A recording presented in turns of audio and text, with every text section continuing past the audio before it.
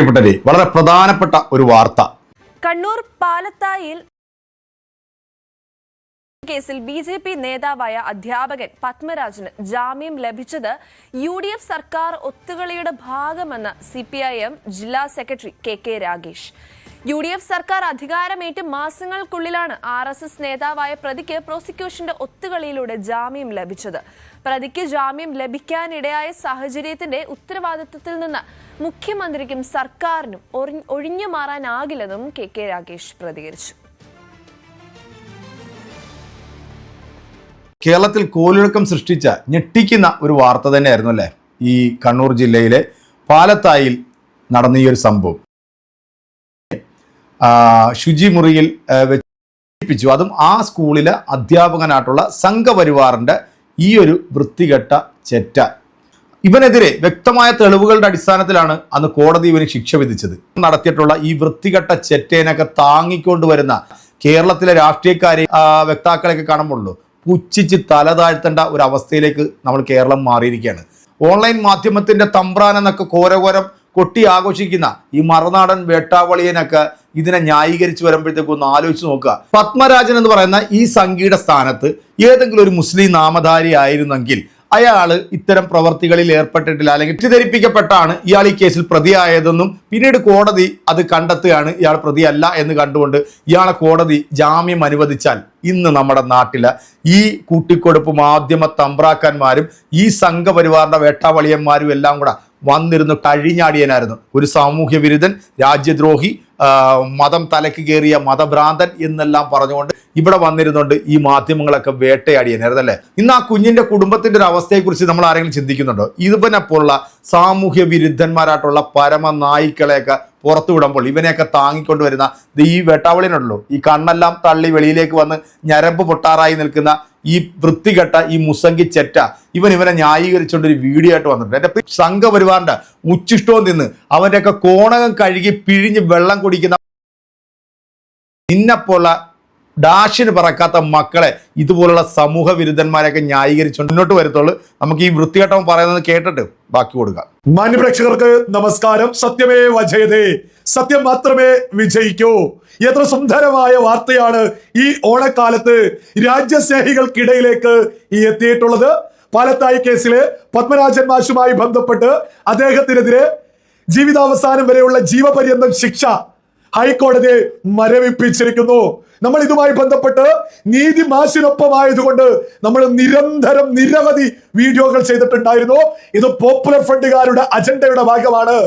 ഇത് കേരളത്തിലെ വർഗീയവാദികളായിട്ടുള്ള സുഡാപ്പികളുടെ അജണ്ടയാണ്. ഇത് ഇടത് ഭരണകൂടം ഒരുമിച്ചിട്ടുള്ള അവരുടെ ഭരണകൂട ഭീകരത കൂടിയാണ് പത്മരാജൻ മാഷിനെതിരെ ഉപയോഗിക്കുന്നത് എന്ന് നമ്മൾ നിരന്തരം പറഞ്ഞിരുന്നു. അത് ശരിവെച്ചുകൊണ്ടുള്ള വിധിയാണിപ്പോ ഹൈക്കോടതിയിൽ നിന്ന് പുറത്തു വന്നുകൊണ്ടിരിക്കുന്നത്.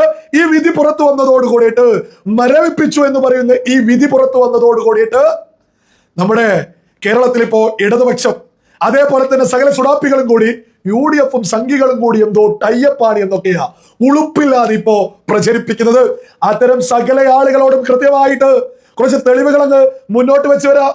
ആദ്യം തന്നെ ഈ കേസുമായി ബന്ധപ്പെട്ട് വാദിച്ച് മുന്നോട്ട് പോയിട്ടുള്ള അഡ്വക്കേറ്റ് പ്രേംരാജ് എന്താണ് പറയുന്നത് എന്നൊന്ന് നിങ്ങൾ കേട്ടു നോക്കൂ. ഒരു മുസ്ലിം അധ്യാപിക പോലും സത്യത്തിനൊപ്പം നിന്നുകൊണ്ട് പത്മരാജൻ മാഷിനൊപ്പം നിന്നത്. സകല സുഡാപ്പികളും പോപ്പുലർ ഫ്രണ്ട് ഇടത് ഭരണകൂടം പോലും പത്മരാജൻ മാഷിനെ വേട്ടയാടുന്ന സമയത്ത് കൃത്യമായിട്ട് ഒരു മുസ്ലിം അധ്യാപിക നീതിക്കൊപ്പം നിന്നതിനെ കുറിച്ച് നിങ്ങളൊന്ന് കേട്ടുനോക്കും. പ്രോസിക്യൂഷൻ ആ കേസിൽ അദ്ദേഹത്തെ ക്രോസ് ചെയ്തിട്ടില്ല. അദ്ദേഹത്തിന്റെ എവിഡൻസ് ഇപ്പോഴും ആ കേസിൽ അൺചാലഞ്ചഡ് ആയിട്ട് നിലനിൽക്കുകയാണ്. അത് കൂടാതെ ഞാൻ ഏറ്റവും കടപ്പെട്ടിരിക്കുന്നത് ആ സ്കൂളിലെ അധ്യാപികയായ ശ്രീമതി ലൈലാബി ടീച്ചറാണ്. ലൈലാബി ടീച്ചർ സത്യം പറഞ്ഞതിന് ഈ സ്വന്തം സമുദായത്തിൽപ്പെട്ട ആളുകളുടെ ഇടയിൽ നിന്നും ക്രൂരമായ ഈ അപമാനവും ഇതും മറ്റും ഏറ്റുവാങ്ങേണ്ടി വന്ന ഒരു വ്യക്തിയാണ് ലൈലാബി ടീച്ചർ.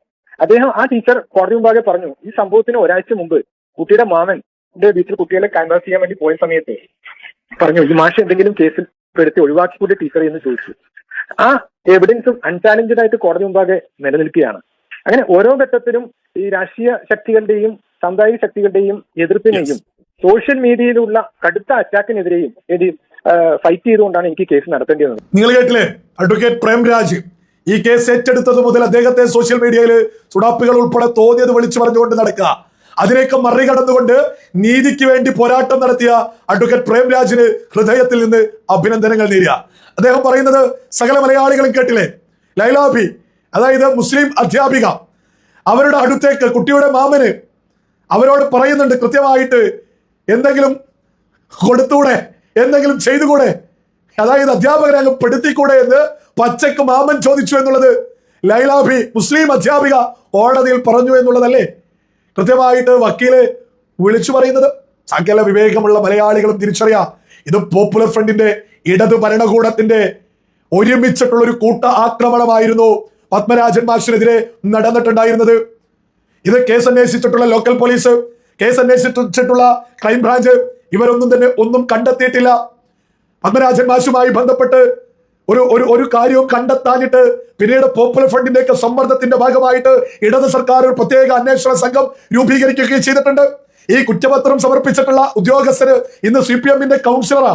സകല വിവേകമുള്ള മലയാളികളും ഇതൊക്കെ തിരിച്ചറിയണം.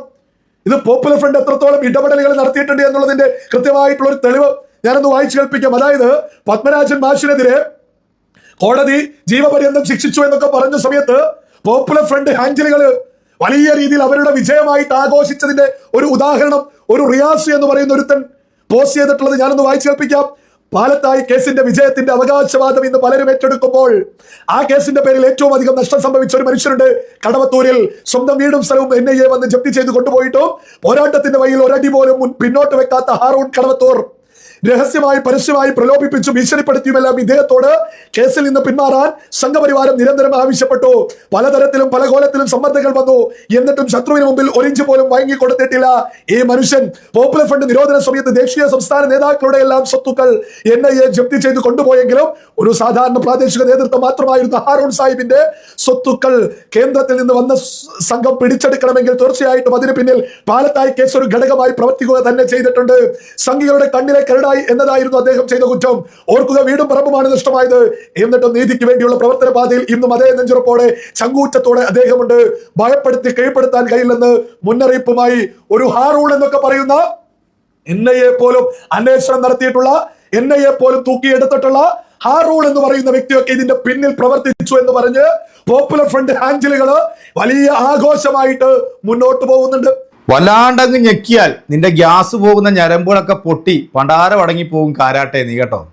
ന്യായീകരിച്ചുകൊണ്ട് പറഞ്ഞെങ്കിൽ നീയും നിന്റെ വിഭാഗത്തിൽപ്പെട്ടിട്ടുള്ളതാണ് ടീച്ചർ. കാരണം മുസ്ലിം നാമധാരികളായിട്ടുള്ള കുറേ എണ്ണം ഉണ്ടല്ലോ സംഘപരിവാറിന്റെ വാലയെ തൂങ്ങി നടക്കുന്നത്. ആ വിഭാഗത്തിൽപ്പെട്ടിട്ടുള്ളവരാണ് നിന്നെപ്പോലുള്ള ആളുകൾ. ഇപ്പം ഇതിപ്പോൾ UDF സർക്കാർ വന്നപ്പോഴത്തേക്ക് BJP UDF സർക്കാർ തമ്മിലുള്ളൊരു അന്തർധാരയുടെ ഭാഗമാണ് എന്നൊക്കെ പറയുന്ന ഒരുപാട് ആൾക്കാരുണ്ട്. ഇതിപ്പോൾ ചെയ്യാൻ പറ്റുന്ന ഒരൊറ്റ കാര്യം, ഇപ്പം നിലവിലുള്ള സർക്കാർ ഇതിലേക്ക് അപ്പീൽ പോവുക എന്നുള്ളത് മാത്രമേ ഉള്ളൂ. ആ കുടുംബത്തിന് നീതി ലഭിക്കണം.